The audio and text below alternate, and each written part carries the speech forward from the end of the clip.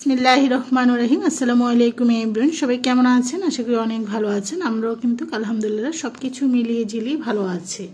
তার কারণ হলো শীতের সময় যেহেতু ওয়েদারও চেঞ্জ হয়ে গিয়েছে, সবাই বাসায় কম বেশি কিন্তু ঠান্ডা লেগে আছে। তারপরও ভালো মন্দের মাঝে আমাদের সবাইকে বেঁচে থাকতে হয়। যাক, অনেক কথাই বলে ফেললাম। আজ আপনাদেরকে খুবই শীতের মজাদার একটা সবজি হলো লাউ। আজকে লাউ দিয়ে রুই মাছের মাথা দিয়ে রান্না করে দেখাবো।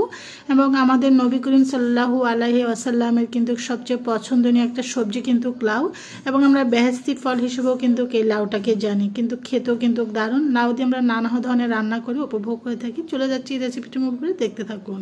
বসিয়ে দিয়েছি, এখন দিয়ে দিচ্ছি সয়াবিন তেল। আপনারা যারা সরিষার তেল খান আপনারা সরিষার তেলটা ইউজ করবেন। আমি রুই মাছের মাথাটাকে ভেজে রান্না করব, আপনারা মশলা দিয়ে কষিয়ে রান্না করতে পারেন। আমি একেবারে অল্প মশলায় আজকে রুই মাছের মাথা দিয়ে লাউ রান্না করব। এখন আমি মাছটাকে একটু হলুদ লবণ মাখিয়ে ভেজে নিয়েছি, ওইটা দেখালাম না, এটা আমরা সবাই জানি কিভাবে মাছ ভাজা বা মাছের মাথা ভাজতে হয়। এখন সবগুলো মাছের মাথা দিয়ে দিয়েছি।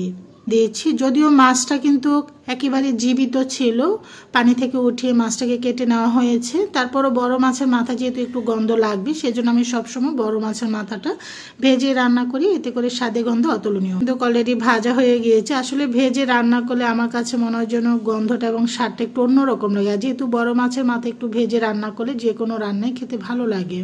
রান্না করব যেহেতু অলরেডি কিছুটা তেল ছিল। এখন আমি দিয়ে দিচ্ছি পেঁয়াজ এবং রসুন বাটা। এখানে উঁচু উঁচু করে প্রায় 1.5 টেবিল চামচ। আপনার চাইলে পেঁয়াজ কুচানোটাও দিতে পারেন, যেহেতু আমি পেঁয়াজ বাটা দিয়েছি। আর আমি এখানে কোনো মশলাই অ্যাড করব না। এখন একটু পানি দিয়ে দিচ্ছি যেন মশলাটা যেন পুড়ে না যায়। আর লাউয়ের মধ্যে আসলে আমরা যখন মাছ দিয়ে রান্না করি বা ডাল দিয়ে রান্না করি, আসলে অত মশলার কোনো প্রয়োজন হয় না। এখানে 1/2 চামচ হলুদের গুঁড়া, 1/2 চামচ লাল মরিচের গুঁড়া, আমি যেহেতু কাঁচা মরিচ দিব, স্বাদ অনুযায়ী লবণ দিয়ে এখন মশলাকে ঢাকনা দিয়ে ঢেকে মশলাটাকে কষিয়ে নেব। দেখাচ্ছি, লাউটা আমি অলরেডি সুন্দর করে ধুয়ে তারপরে কেটে নিয়েছি। এই যে এভাবে করে লাউটাকে কেটে নিয়েছি। মশলাটা অলরেডি আমার কষানো হয়ে গিয়েছে, তেলটা মশলাটার উপর অলরেডি ছেড়ে এসেছে। এখন আমি দিয়ে দিচ্ছি হলো সেই কেটে রাখা লাউটা। তো এখন লাউটার সাথে আপনারা চাইলে আদার সবজিও মিক্স করে কিন্তু রান্না করতে পারেন। আর আমি কোনো সবজি দিইনি, জাস্ট এখানে লাউটা দিয়ে রান্না করবো। এখন ঢাকনা দিয়ে ঢেকে দেবো, যেহেতু অনেকগুলো লাউ হয়েছে। একটু সমস্যা হচ্ছিল, তখন লাউটাকে আমি ঢেকে দিয়েছি। লাউটা যখন ঢেকে দিয়েছি, লাউটা তো নরম সবজি, এটা যখন ঢাকনা দেওয়া হয়েছে তখন কিন্তু এটা আস্তে ভাপে নিচে একদম নুয়ে গিয়েছে। তারপর নাড়াচাড়া করতে সুবিধা হয়। এই যে দেখুন, লাউটা থেকে প্রচুর পানি উঠেছে। আর লাউ যেহেতু পানি জাতীয় সবজি, হতেও সময় লাগে না, খেতেও কিন্তু দারুণ। এখন নেড়ে চেড়ে আবারও ঢাকনা দিয়ে ঢেকে হাই ফ্লেমে রান্না করছি। এসেছি আপনাদের মাঝে। ঢাকনাটা উঠিয়ে দেখুন লাউটা কতটুক ছিল। একটা ফ্রাই প্যান লাউ ছিল, সেখান থেকে কতটুক লাউ হয়ে গিয়েছে। তো লাউটা থেকে কিন্তু পানিটাও কমে গিয়েছে। তো আমি এখানে পর্যাপ্ত পরিমাণে ঝোল দিয়ে দিয়েছি, যে পরিমাণে ঝোলটা রাখবো। এখন ঢাকনা দিয়ে ঢেকে আবারও 10 মিনিট রান্না করবো লাউটা। 10 মিনিট পর আবারও চলে এসেছি। এই যে দেখুন, আমি কিন্তু এখন মাছের মাথাটা দিয়ে দিয়েছি।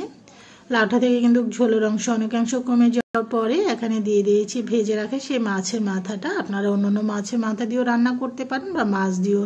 আর চিংড়ি মাছ দিয়ে তো খেতে অনেক মজা, ডাল দিয়েও নিরামিষও খেতে ভালো লাগে। এখন দিয়ে দিচ্ছি 5-6টি কাঁচামরিচ দিয়ে আবারও ঢেকে দিচ্ছি 5 মিনিটের জন্য।